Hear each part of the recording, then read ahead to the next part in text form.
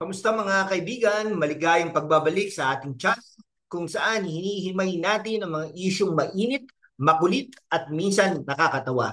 Ako ang inyong gabay sa susunod na ilang mga minuto na pagsusuri, kwentuhan at konting biruan. Dahil bakit nga ba kailangan seryosohin masyado ang politika, di ba?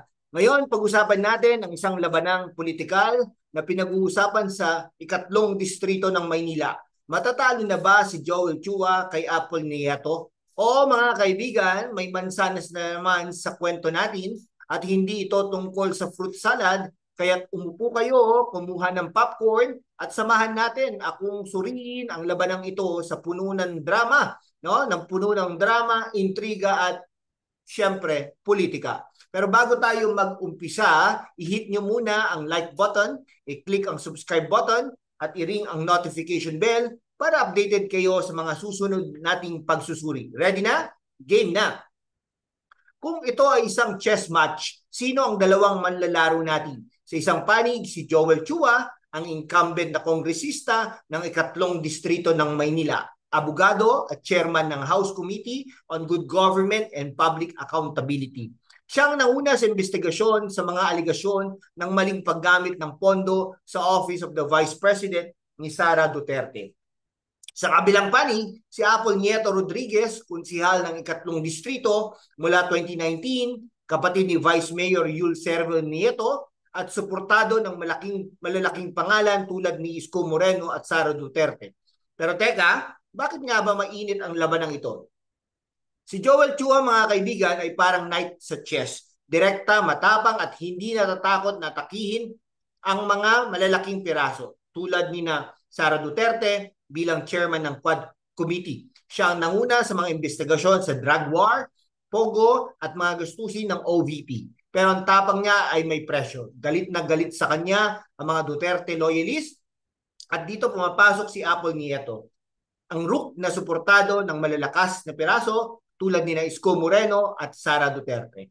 At oo nga ha, narinig nyo ba yung tungkol sa Mansanas? Noong April 25, 2025, sa isang rally sa Quiapo, si Sara Duterte na galit kay Chua ay nagbigay ng mansanas kay Nieto at sinabing ipasak ito sa lalamunan ni Chua hanggang mamatay siya. Grabe, no? Parang script ng teleserye. Sinabi pa niyang si Chua ay parang Snow White na mabilaukan sa mansanas. Ouch!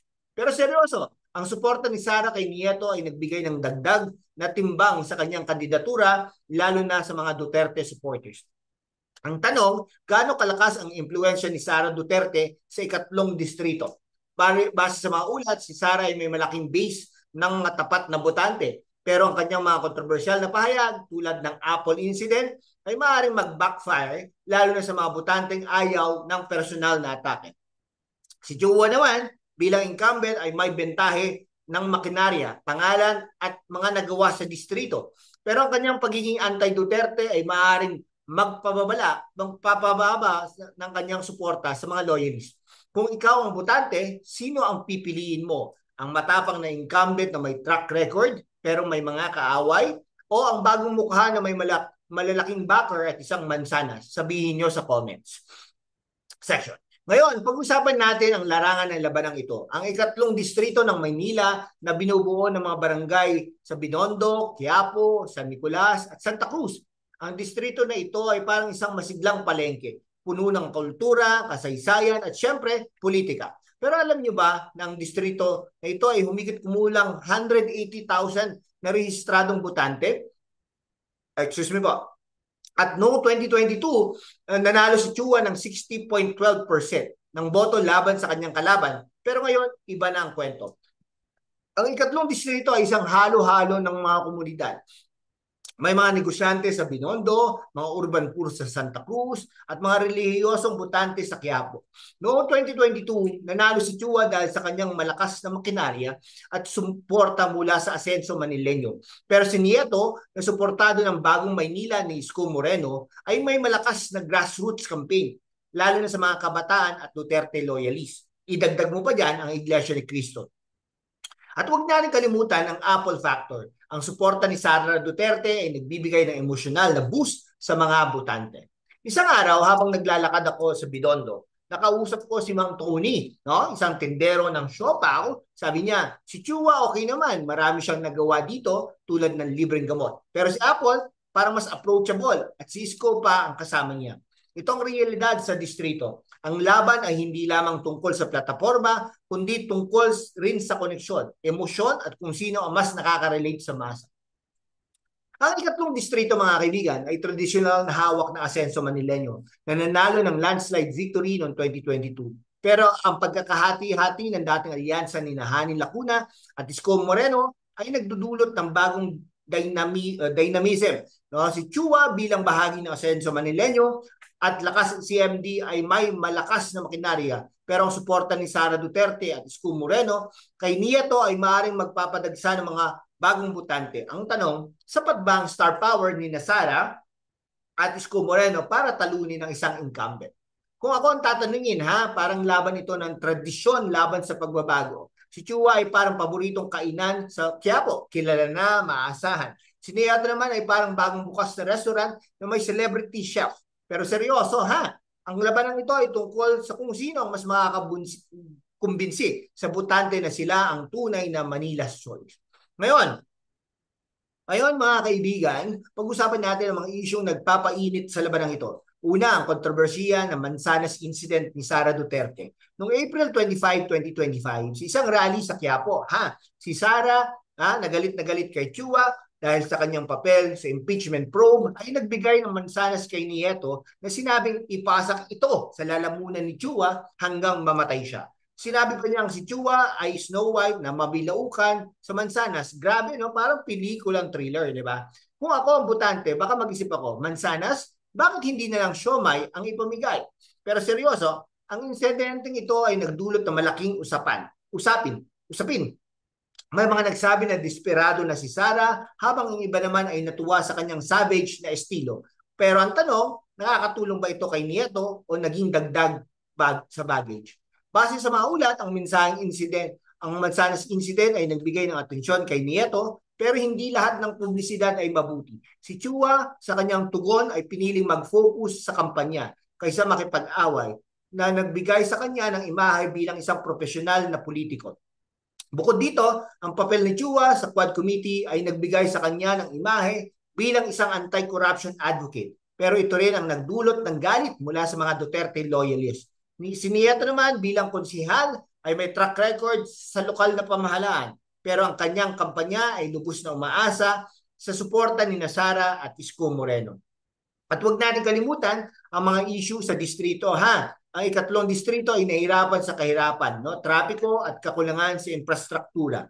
Si Chua ay may proyektong ipinagmamalaki tulad ng health programs at scholarships. Pero si Nieto naman ay nangangako ng bagong pamamaraan sa ilalim ng pamumuno ni Yorme Isko Moreno. Kaya ang tanong, ano ang mas mahalaga sa butante? Ang napatunayan na o ang bagong pangako? Ngayon mga kaibigan, oras na para sa ating pagtataya. Sino ang mananalo sa labanang ito? Si Joel Chua o si Apple Nieto? Pero bago ko ibigay ang aking prediksyon, pag-usapan muna natin ang mga salik na magpapasya sa labanang ito. Una, ang incumbency advantage.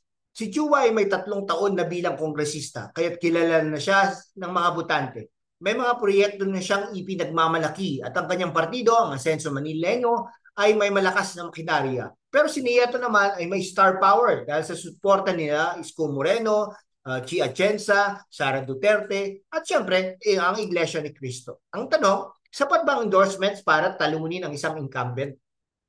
Base sa mga ulat, ang butante ng ikatlong distrito ay hinati sa 2 kampo. Ang mga tapat kay Chua dahil sa kanyang track record at makinarya, at ang mga naaakit kay Nieto dahil sa kanyang bagong imahe at malalaking backer. Pero ang isang mahalagang salik ay ang voters turnout. Kung mataas ang turnout, mas malaki ang tsansang manalo si Chua dahil sa kanyang makinarya. Pero kung ang mga kabataan at Duterte loyalists ang magpapadagsa sa botohan, maaaring magkaroon ng upset si Nieto. Kung dito ang Apple incident ay maaaring magdulot ng simpatya kay Chua, lalo na sa mga butanteng ayaw ng personal na atake. Kung ako ang tatanungin, parang laban ito ng lumang laban sa bago. Si Chua ay parang Nokia 3310.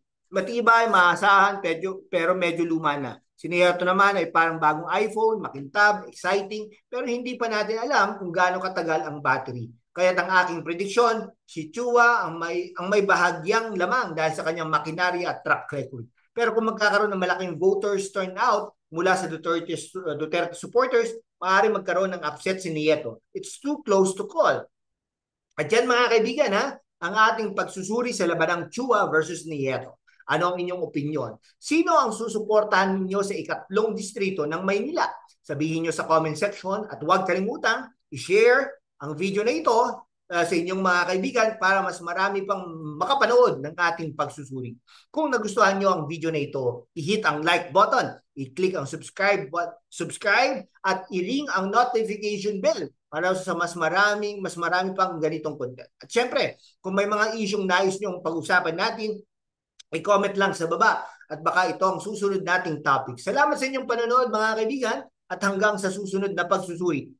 Sino mananalo sa mainit na labanang politikal sa ikatlong distrito ng Maynila? Sa ilang mga minuto natin pagsusuri na ito, hinimay natin ang labanan ni Joel Chua, ang incumbent na kongresista na nanguna sa investigasyon laban kay Sara Duterte, no? Okay. Yun po ha. So maraming salamat po sa inyong lahat. Okay, mag-subscribe na sa ating channel.